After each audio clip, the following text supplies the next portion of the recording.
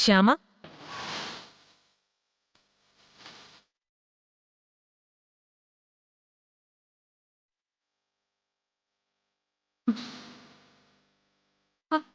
കൈയൊന്ന് നീട്ടടോ. Best of luck Shyama. Wish you a happy married life. I pray that this lasts for years and years.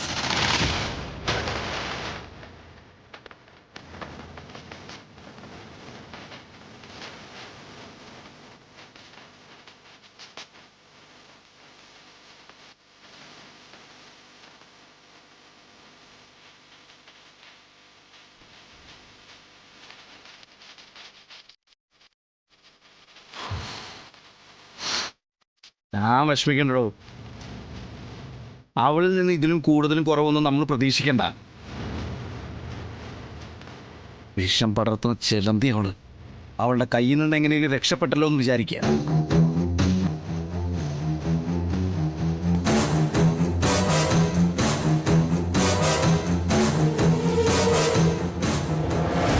എന്താ sir വേണ്ടത്? ആ മൈക്കിളോ? അയ്യോ, ഇത് വിഷ്ണുവാസനായിരുന്നു. ശാലിനി, ഇത് മൈക്കിള്, നമ്മുടെ കമലിന്റെ ഏറ്റവും അടുത്ത ഫ്രണ്ടാ. മൈക്കിളെ, എനിക്കൊരു ലൈം ജ്യൂസ്. ഇവിടെ ഇയാൾക്കോ? എനിക്കത് തന്നെ മതി. ആ ശ്യാമയ്ക്കോ? അത് തന്നെ മതി വിഷ്ണുട്ടോ. ആ എങ്കിൽ പിന്നെ 4 ലൈം ജ്യൂസ് മതി അല്ലേ? ആ അപ്പൊ 4 ലൈം ജ്യൂസ്. ശരി. എന്താ മേഡം വേണ്ടത്? ശല്യപ്പെടുത്താതെ, ഞാൻ പറയാം. അല്ലെങ്കിൽ താൻ നിന്നെ 2 ചപ്പാത്തിയും വെജിറ്റബിൾ കറി എടുത്തോ. ശരി മേഡം.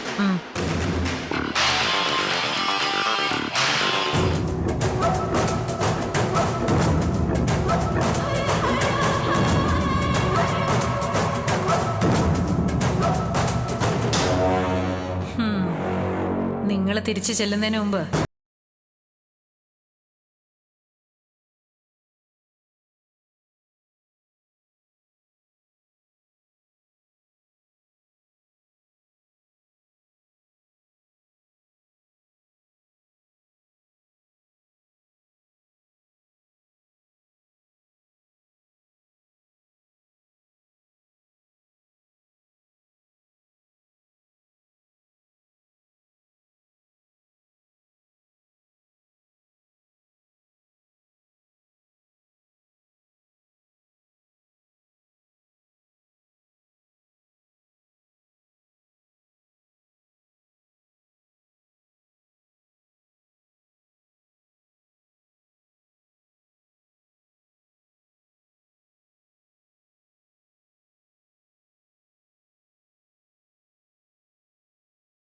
തിരിച്ചെടുത്തോണ്ടിരിക്കുക. ആ അധികം വൈകണ്ട. ഞാൻ സത്യഭാമയെ നേരിടാൻ പോവാ. ഞാനൊരു റിങ് തരുമ്പോ എന്റെ ഫോണിൽ ഫോട്ടോസ് വന്നിരിക്കണം. ഡൺ. ശരി, എന്നാ നീ വെച്ചോ. ശരി അമ്മ.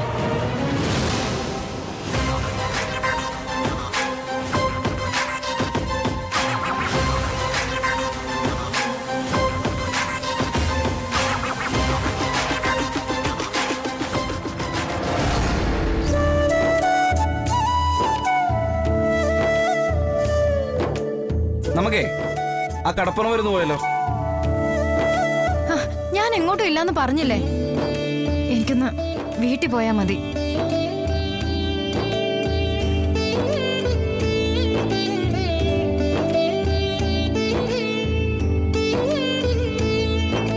Sir, lime juice. ആ കൂടെ വെച്ചു.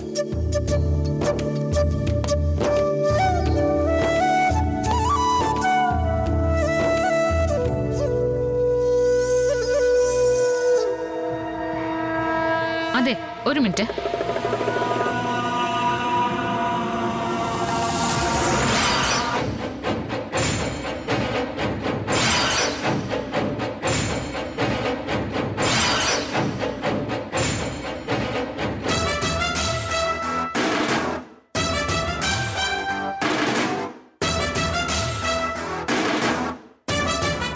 എടോ, ഓർഡർ ചെയ്തിട്ട് എവിടെ?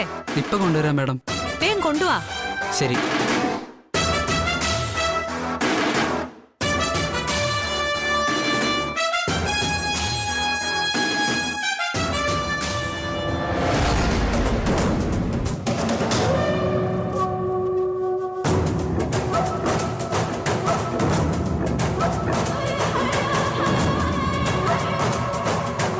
എന്താടോ പിള്ളേ?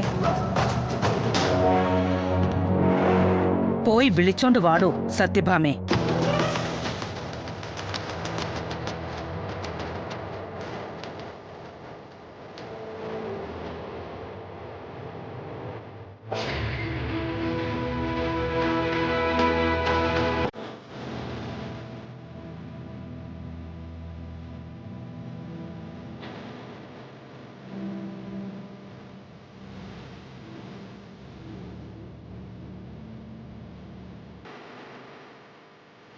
മാഡം, ആ വെക്കും.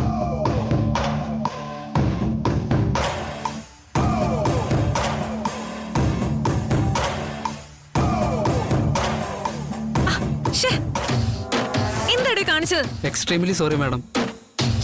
സോറിയോ? ഒറ്റണം വെച്ചെന്നുണ്ടല്ലോ. അറിയാതെ പറ്റിപ്പോയതാ. ബുൾഷിറ്റ്. എവിടെയാ വാഷ്റൂം? അത് ദേ അവിടെയാണ് മാഡം. എന്താണ് മൈക്കിളെ ശ്രദ്ധിക്കണ്ടേ? അറിയാതെ പറ്റിപ്പോയതാ വിഷ്ണുവാശാനെ. ഹാ,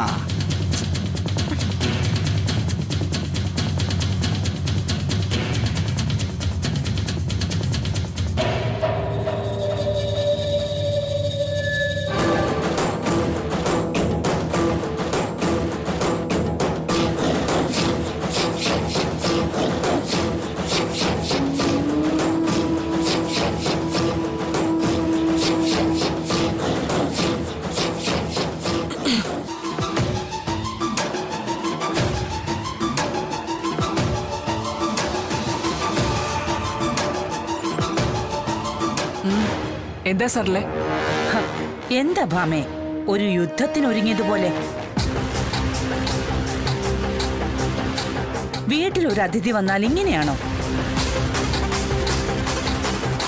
ശത്രുക്കൾക്ക് പോലും സത്യഭാമയുടെ വീട്ടിൽ ഒരു ഇരിപ്പിടമുണ്ടെന്ന് കേട്ടിട്ടുണ്ട്. യുദ്ധത്തിനല്ലാതെ ഭാമേ,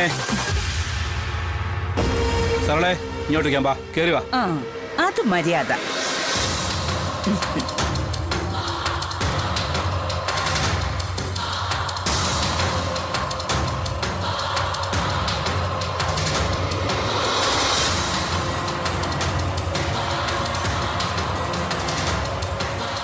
ഇങ്ങോട്ടേക്ക് വാ.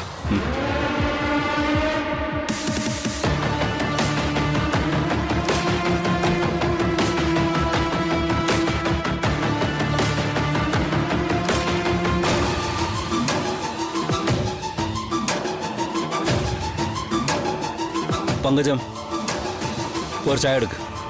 അല്ല, ചായ ആവാലല്ലേ? ആവാ. ഓ,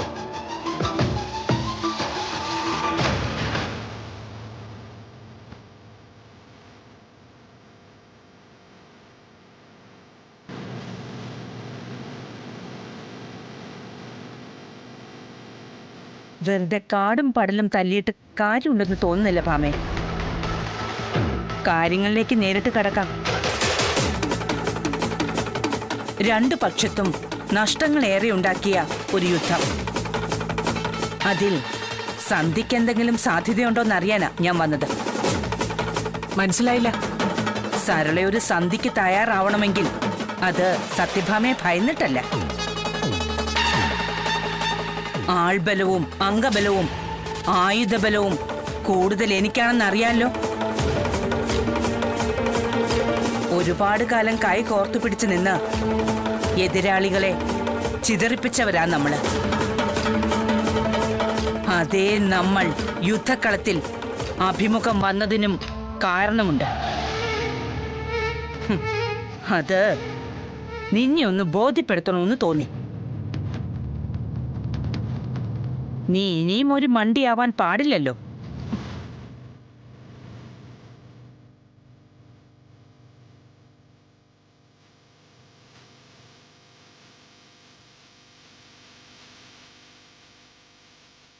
വേണ്ട. ഇവിടെ ചേരാം.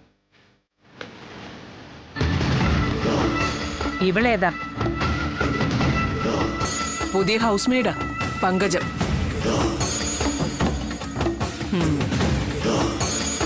പഴയവൾ എവിടെ പോയി? അവളിപ്പോ വരുന്നില്ല. അല്ല, ഇവിടുത്തെ ഹൗസ് മെയ്ഡിനെ പറ്റി അന്വേഷിക്കാനാണോ സരള ഇത്ര കഷ്ടപ്പെട്ട് ഇവിടെ വന്നത്? അതും പ്രധാനമാണ്.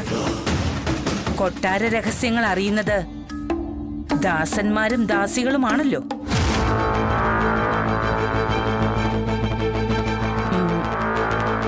അവളെപ്പറ്റി നീ അന്വേഷിച്ചില്ലേ? പൊന്നിയെക്കുറിച്ച്? ഞാൻ അധികമൊന്നും തിരക്കാൻ പോയില്ല ആരെക്കുറിച്ചും. എന്നാ ഞാൻ തിരക്കി.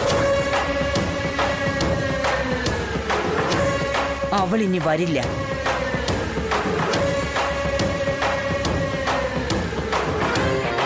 ഈ വീടിന്റെ സ്പന്ദനമായിരുന്ന ഒരു ഹൗസ് മെയ്ഡ് ഇരുട്ടി വെളുക്കും മുമ്പ് അങ്ങ് അപ്രത്യക്ഷമായിട്ടും നിനക്ക് അസ്വാഭാവികമായിട്ടൊന്നും തോന്നിയില്ലേ ഭാമേ? അവളല്ലേ ഭാമേ സുസ്മിത നിന്റെ കൊച്ചുമകൾ പാറുക്കുട്ടിക്ക് ഡ്രഗ്സ് കലർത്തിയ കുറുക്ക് കൊടുക്കുന്നത് നേരിൽ കണ്ടത്? സുസ്മിത പ്രീതിക്ക് ഡ്രഗ്സ് കലർത്തി കൊടുത്ത ചായ ഉണ്ടാക്കിയതും അവളല്ലേ? എന്നാ നീ കേട്ടോ, ആ ഡ്രഗ്സ് കലർത്തിയത് സുസ്മിതയല്ല. സരളെ ചുമ്മാ പച്ചക്കള്ളം പറയല്ലേ. ഞാനൊന്ന് പറഞ്ഞോട്ടെ രാഘവേട്ട. എന്റെ മകൾ സുസ്മിതയല്ലെന്ന് മാത്രമേ ഞാൻ പറഞ്ഞിട്ടുള്ളൂ.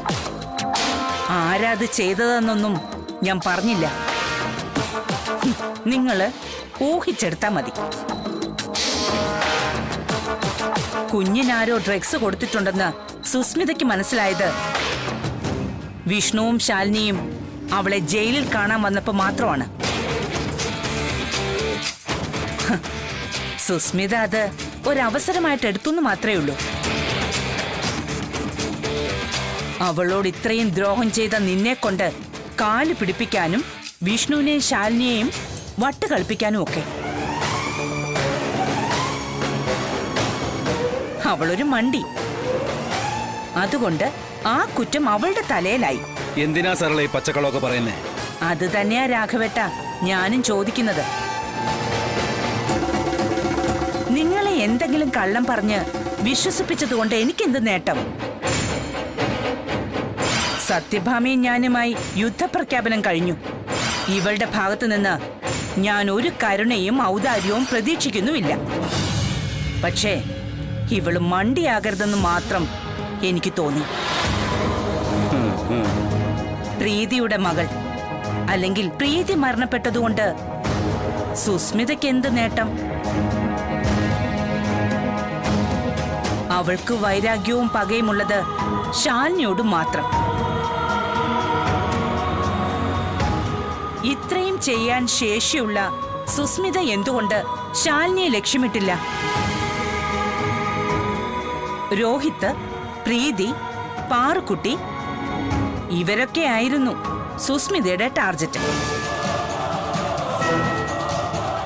വിഷ്ണുവിനെയോ ശാലിനിയോ അവൾ ഒരിക്കലും തൊട്ടില്ല. എന്തുകൊണ്ട്?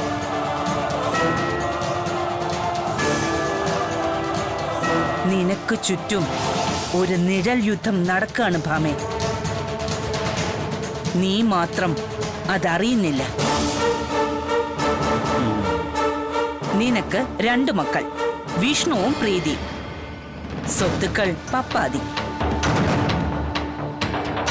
ശാലിനി ഈ വീട്ടിൽ വന്ന് കയറിയപ്പോ മുതൽ പ്രശ്നങ്ങൾ തുടങ്ങി. ശാലിനിയുടെയും വിഷ്ണുവിന്റെയും ആദ്യ രാത്രി കഴിഞ്ഞതിന്റെ പിറ്റേന്നു മുതൽ പ്രീതി കോമയിലായി. അവളുടെ സ്വത്തിന്റെ അനന്തരാവകാശിയാകാവുന്ന കുഞ്ഞ് ശാലിനിയുടെ കയ്യിൽ. അതും രേഖാമൂലമുള്ളത്. സ്വത്തിന്റെ അവകാശി ഒറ്റ ഒരാളല്ലേ? പിന്നീട് പ്രീതി കോമയിൽ നിന്ന് എഴുന്നേൽക്കുന്നു. തൊട്ടു പിന്നാലെ അവൾക്കും കുഞ്ഞിനുമെതിരെ ഒരു വധശ്രമം ഉണ്ടാകുന്നു. അതിനും ഉത്തരവാദി ജയിലിൽ കിടക്കുന്ന എന്റെ മകൾ അല്ലേ ഭാമേ?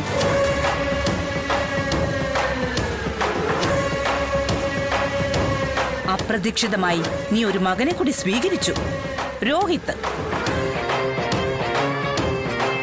സ്വത്ത് പങ്കിട്ടു പോകാവുന്നതല്ലേ? അവനെതിരെയും ആരും അറിയാതെ ഒരു വധശ്രമം ഉണ്ടായിരിക്കുന്നു. പക്ഷേ ഇനി അതിന് സാധ്യതയില്ല.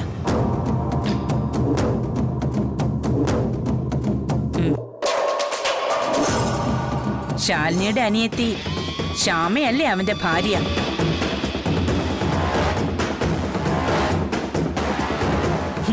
സുഭദ്രം സ്വത്ത്.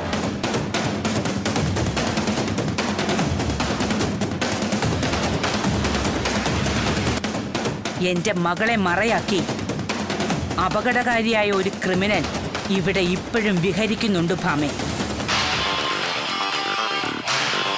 നിന്റെ മകളും കൊച്ചുമകളും ഏത് നിമിഷവും ഒരു അപകട മരണത്തിനിരയായേക്കാം.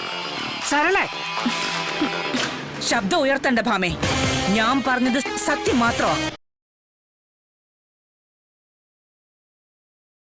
ഇതിനെല്ലാം പിന്നിൽ ഒരു മാസ്റ്റർ പ്ലാൻ ഉണ്ട് ഭാമേ. ശാരദാമ്മ.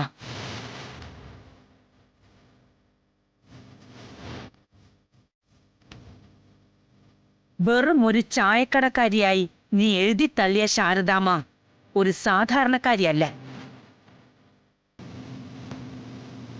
3 മക്കളുടെയും ജീവിതം അവൾ ഭദ്രമാക്കി. ഒപ്പം ഉപേക്ഷിച്ച് കളഞ്ഞ ഭർത്താവ് ഗോപാലകൃഷ്ണന്റെ സ്വത്തടക്കം അവൾക്ക് സ്വന്തം. മൂത്ത മകളുടെ ഭർത്താവ് കോളേജ് ലെക്ചറർ. 3ാമത്തെ മകളുടെ ഭർത്താവ് എന്താ ബോട്ടുടമയുടെ മകൻ ആകാതിരുന്നത്? സത്യഭാമയുടെ സ്വത്തും അരവിന്ദ സ്വാമിനാഥന്റെ മുഴുവൻ സ്വത്തും 2 തട്ടിൽ വെച്ചാൽ സത്യഭാമയുടെ സ്വത്തിന്റെ തട്ടെ താന്നു നിൽക്കും. ബോട്ടുടമയുടെ മകനുമായുള്ള ശ്യാമയുടെ കല്യാണ മുഹൂർത്തത്തിൽ രോഹിത്തും ശ്യാമയും കെട്ടിപ്പിടിച്ചു കിടക്കുന്ന ഫോട്ടോ എവിടെ നിന്നോ പൊങ്ങി വരുന്നു. സോറി, എവിടെ നിന്നോ അല്ല, ശാലിനിയുടെ സ്റ്റാർ ഹോട്ടലിലെ ഒരു റൂമിൽ നിന്ന്.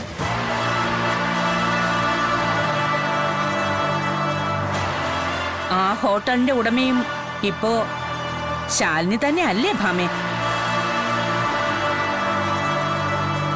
നീ കാൽ ചവിട്ടി നിൽക്കുന്ന ഈ മണ്ണ് പോലും ശാലിനി JCB കൊണ്ട് തോണ്ടിയെടുത്ത് നിന്നെ അടക്കം വിൽക്കും ഭാമേ. അപ്പോഴേ നീ പഠിക്കൂ. അന്ന് ശ്യാമയുടെ കല്യാണം മുടക്കിയ ആ ഫോട്ടോ ഉണ്ടല്ലോ, അതും ശാലിനിയുടെ തന്നെ പ്ലാനായിരുന്നു. സ്വന്തം ഹോട്ടലിൽ വെച്ച് ശാലിനി എന്തോ മയക്കുമരുന്ന് നൽകി പകർത്തിയ ഫോട്ടോകൾ. ആ പയ്യന്റെ അമ്മയ്ക്കല്ലാതെ മറ്റാർക്കും അറിയില്ല അതാരാണ് അയച്ചതെന്നോ പകർത്തിയതെന്നോ. അത് വെച്ചാണ് അവള് കല്യാണം മുടക്കിയത്. ആ പെണ്ണിനും ശ്യാമയ്ക്കുമുണ്ടായിരുന്നു ഇതിലൊരു മനസ്സറിവ്. പക്ഷേ മിടുക്കിയ അവള് ശാലിനിയെ പോലെ തന്നെ അവളും ഭർത്താവിനെ കയ്യിലെടുത്തു. ശ്യാമയുടെ പാദദാസനാണ് ഭാമേ ഇപ്പവൻ. അവളെ പേടിച്ചും ഭയന്നുവാ നിന്റെ ദത്തുപുത്രൻ ഓരോ നിമിഷവും കഴിയുന്നത്. ഒരു കാവൽ പട്ടിയെ പോലെ.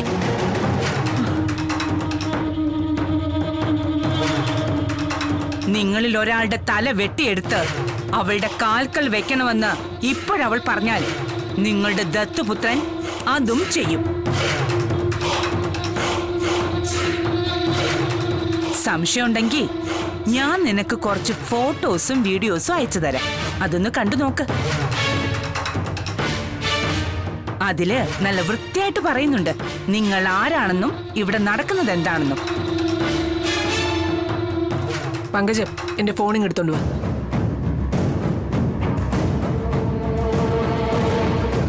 ഞാൻ റിങ് കൊടുക്കും മുമ്പേ അവള് ഫോട്ടോസും വീഡിയോസും അയച്ചു കഴിഞ്ഞു.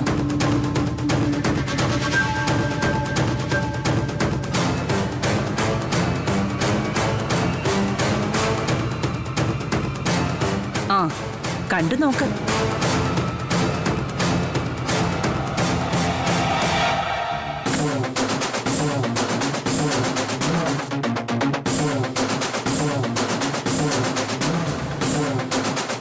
ഇതോടെ ശാരദാമ്മയുടെ മക്കൾ രണ്ടും ഭാമയുടെ വീടിന് പുറത്ത്.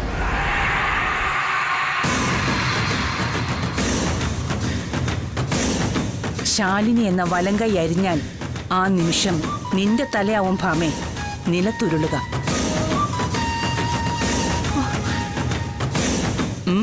എങ്ങനെയുണ്ട് ഭാമേ?